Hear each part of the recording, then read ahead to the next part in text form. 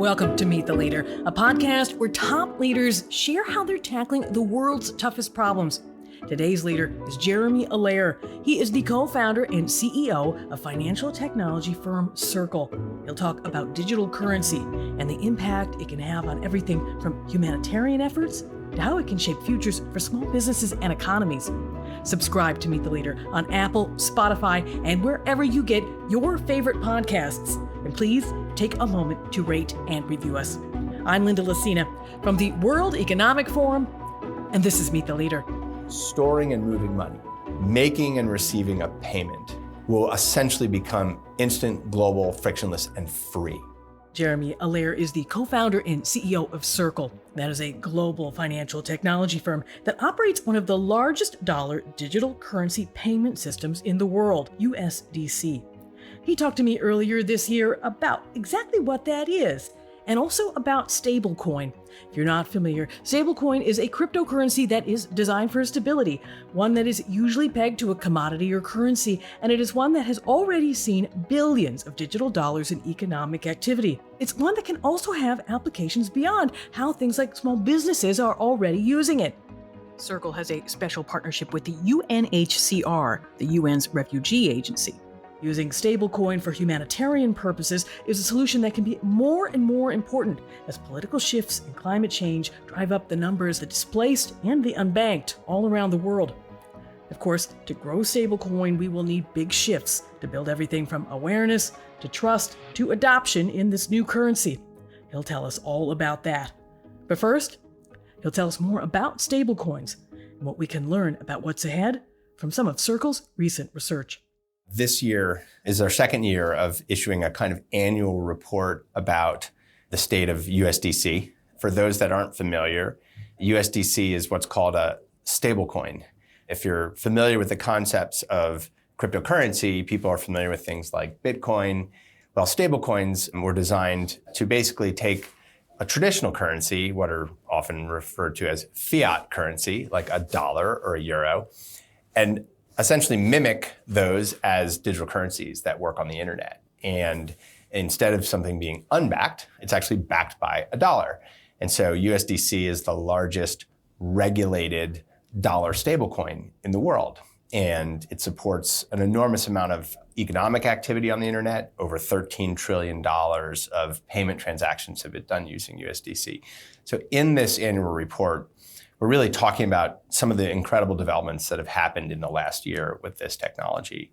There are a lot of things I can touch on there. I think big themes are an incredible amount of growth around the world. So in every region of the world, from Southeast Asia to Latin America to Africa, the Middle East, and developed markets as well, the demand for this new kind of digital money that works directly on the internet, the same way that we can exchange an email or a text message or other things. This new kind of digital money, these digital currency dollars, are attractive around the world because they allow people to hold value in a dollar, and we're in a world where there are a lot of currencies that are struggling, and they give the individual or the firm that's using it the efficiencies of sort of the internet as a medium of exchange. And so the kind of things that everyone's become accustomed to and how they communicate and share data, they're now able to do it a little bit more efficiently globally. So we've seen a lot of this growth around the world. We've seen year over year, I think 60% growth in the number of kind of meaningful users that are holding and using this. And the amount of issuance and redemption grew to almost $200 billion over the last year. So a lot of growth there. And we talk about a lot of other things in the report. The regulatory developments, it's a really key thing. There's been a lot of questions on how do you regulate digital assets? How do you regulate the crypto industry? Within what we do, this area of stablecoins, there's been regulations that are coming into effect throughout 2024 in almost every major financial market center in the world. So this is going from a technology that was, broadly Wild West when I started 10 years ago, and is now really maturing into something that will be an integral part of the global financial system. Well, what was something that was surprising to you from the report? We've been surprised at the amount of what I would call kind of small and medium enterprises around the world that are choosing to adopt this technology. And it's sort of surprising because a lot of times technologies are, on the internet at least, they start with like the consumer. The consumer is the first person to use Facebook, or the consumer is the first person to use whatever, and then the businesses come later. But we're really seeing small and medium businesses adopt this. And I think it's because they don't have the burdens of a big company and all the kind of red tape that goes into it, and the economic benefits of instant cross-border payments and being able to do that with dollars in a much more efficient way than they can get from the traditional banking system is just really attractive. So we're seeing all these corridors around the world, from Latin America to Asia, from Middle East and Africa and other corridors, where we're really seeing those kinds of users adopting this. So I think that was really surprising. I think another thing is we've seen this growth in the humanitarian applications of this technology. And it's one of the most exciting new developments of the last year, where major UN agencies, international aid agencies as well, are using this as a better way to distribute digital cash, in a sense, to the people who need it the most. And so that's a kind of breakthrough that is really powerful, very motivating, very mission aligned with who we are. It was very exciting to see some of those things get launched in 2023. You mentioned the humanitarian applications for stablecoin. So why don't you take us through some of the partnerships that Circle already has? You've got some really strong ones. Yeah, absolutely. So working with a number of different players, we helped to create a solution that allowed the UNHCR, the High Commission for Refugees, to distribute aid directly to displaced refugees from Ukraine. And so obviously a situation where there's millions and millions of people who are displaced. Many of them are displaced out of their own country. They're displaced out of the banking system, and they need a way to be able to receive aid. And what we were able to do with a blockchain technology partner, another forum member, Stellar Development Foundation, as well as a leading money service company, which is MoneyGram, create a solution where essentially the UNHCR can push digital dollars directly to aid recipients' digital wallets. All they need is a mobile device. And they can be in any country. They can be wherever they've ended up. And they can receive this, and then they can hold that value directly on their digital device as these digital dollars. And when they need it, they can literally go to any location in almost any country in the world and get local currency. And so a very, very powerful way to kind of reach the people who need it the most. As displaced refugees, they have mobile devices, but then they're displaced in terms of the way their identity works within, the financial system and other things. And so this is something that's made possible by this technology in a unique kind of way. And we've also seen programs initiated for aid distribution to earthquake victims in areas like Syria and Turkey, and previously as well, humanitarian aid into Venezuela to medical frontline professionals who needed assistance supporting some of the COVID-induced medical crises there. So in a number of cases, we've seen that emerge, and we're now seeing a wide array of major organizations that deal with, in particular, humanitarian crises, who are looking to stablecoins as a better way than cash, because cash can be corrupted. A lot of the money doesn't end up in the intended recipient's hands. It's not traceable. And so it has a lot of challenges with it. So this concept of actual digital cash is really powerful. And so that's been something that we've been really excited about, some of the partnerships and what we've been able to bring online.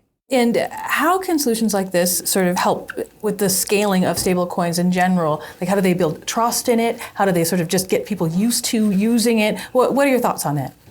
Yeah, I think like any new internet technology, initially it feels unfamiliar, and then, more people around you use it. And then it's like, how did I ever not live with this? And you can think about the advent of the web or email or text messaging or social media and other things which kind of come on that way. And I think we're in a similar place with this technology. So the first is, like a lot of other internet technologies, at first they are kind of complex and difficult to use, and then they become simpler to use. So stablecoins, for example, are going through what I like to call the dial-up to broadband upgrade, right?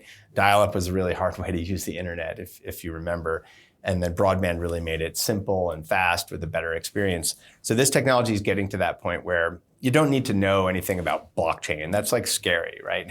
So the end user applications where you can kind of access this and use it are becoming much simpler and accessible around the world. The trust piece, though, is really key because we're not just talking about a text message or sharing a photo. We're talking about money. We're talking about the value we store. And so there, I think actually regulation is really critical. And so having clear regulation around the world where individuals know, okay, someone who's issuing one of these digital dollars or digital euros, whatever it might be, is actually held to the same kinds of standards that the biggest financial institutions in the world are held to, that they know the money is safeguarded, that they know that there's significant risk management around the operations of those firms, the personnel of those firms. That's really important. And I think we've certainly been at the forefront of becoming a regulated player. And so I think that's important, the combination of kind of legal and regulatory certainty combined with, more seamless, effortless kind of user experiences. And then I think it takes on the same kind of growth path that you've seen from other significant kind of internet technology utilities that very rapidly got to billions of users. And I think that's on the forefront in the next couple of years. We saw during SARS, during COVID, there was an increase in people using digital payments, so people get used to it and then they start to trust it. How important is that sort of that habit, that building that familiarity piece?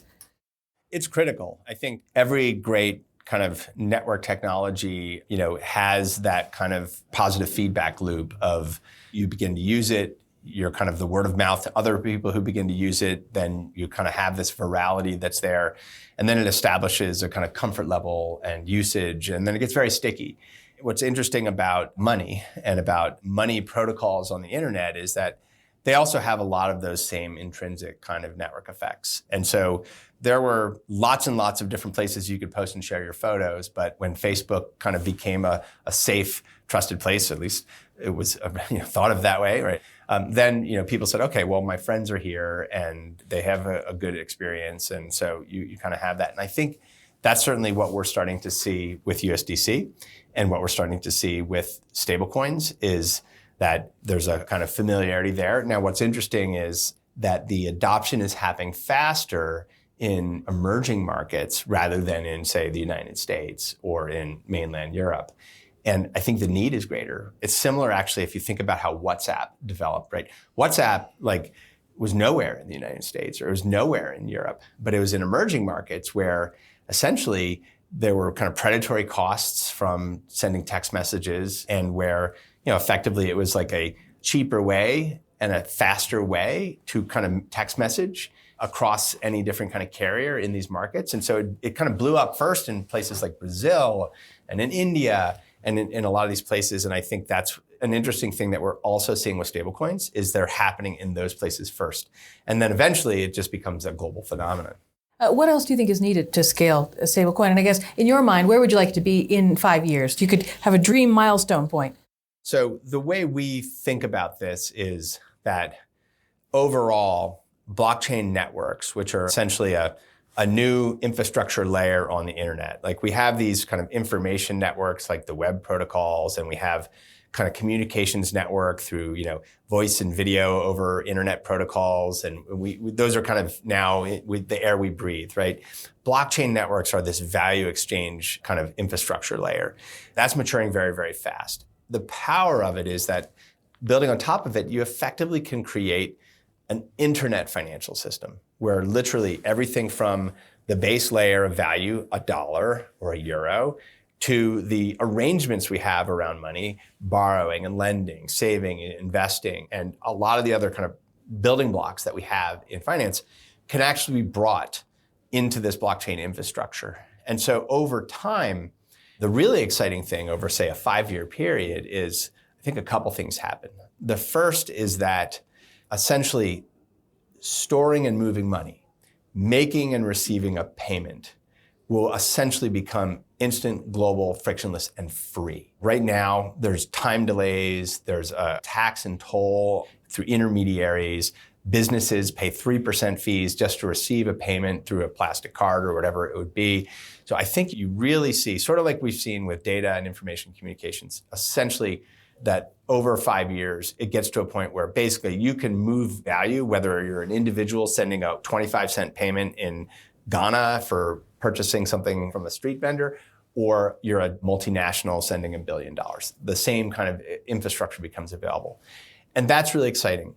And when you think about the growth of the internet, once moving data became effectively frictionless and free, once publishing information effectively, where the marginal cost of publishing a new information kind of went down to zero, the amount of information that became available in the world went like 1,000,000x. It had this incredible exponential growth.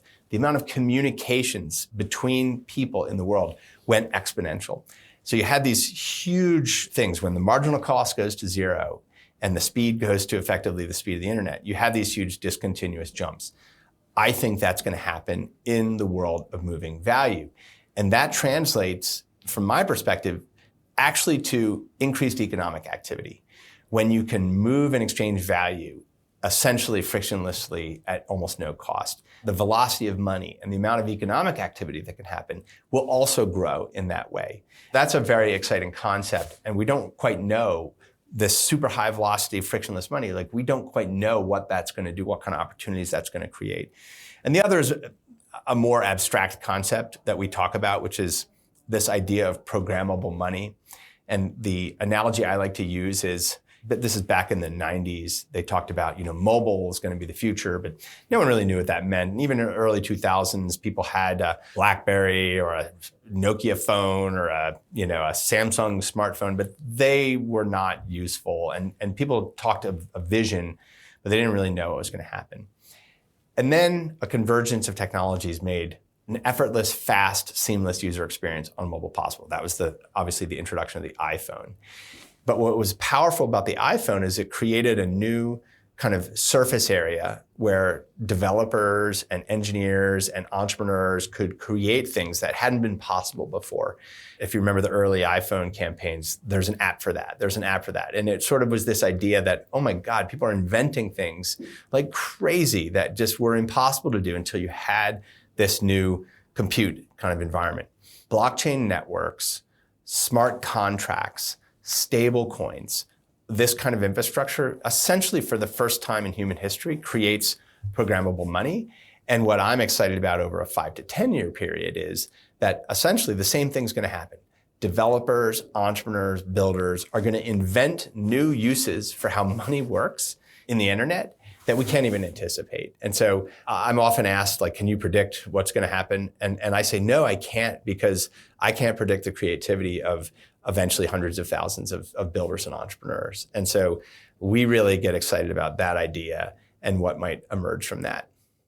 You are sort of the original digital native. There's a few things. I'm going to read them out so I don't get them wrong. You used messaging apps all the way back in the 90s. You helped create one of the first online video platforms. You wrote a policy paper that was supporting the creation of a national information network. All of this, does your sort of experience and sort of understanding about how the internet evolved, has that helped you understand what stablecoin needs to expand? Absolutely. It's all part of the same basic problem space, which is we have an open global network. And that open global network connects people and entities together with software and with internet protocols. And the nature of that software and the nature of those open protocols essentially take on more and more roles in society. First, it was just, I want to send a message back and forth. Eventually, it was, I want to be able to publish structured information. Then it became, I want to replace the infrastructure we use to communicate. And then it was to create forms of communication that weren't even possible before the internet.